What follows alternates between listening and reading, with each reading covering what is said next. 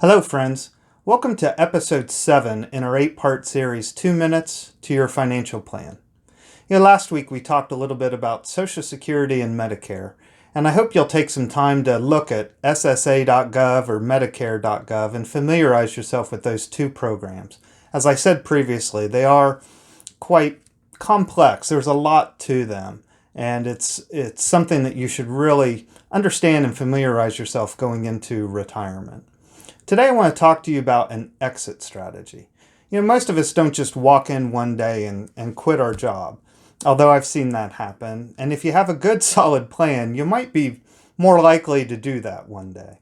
But when it comes to leaving work and exiting, part of this planning process is understanding the psychology behind not getting up every morning and going to work one day, and how the dynamics and relationships will change at home.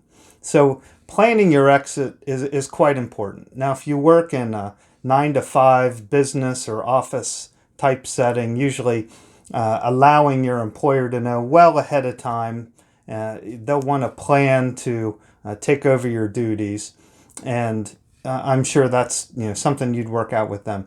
However, if you own a business, it can be far more complex planning your exit strategy. Perhaps you want to sell the business. Perhaps you're transitioning it to your children.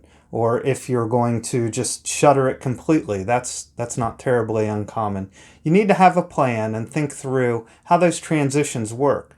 Especially if you are selling it, transition is important, and it can protect the value of what you're being paid. So it's something to think through and plan on, and is an essential part of the plan, no different than any other in the series and episodes we've talked about. So I want to plant that seed with you that just because you're reached the quote-unquote finish line, that you don't need a plan for that as well. So we'll talk to you again soon. As always, take care, be well.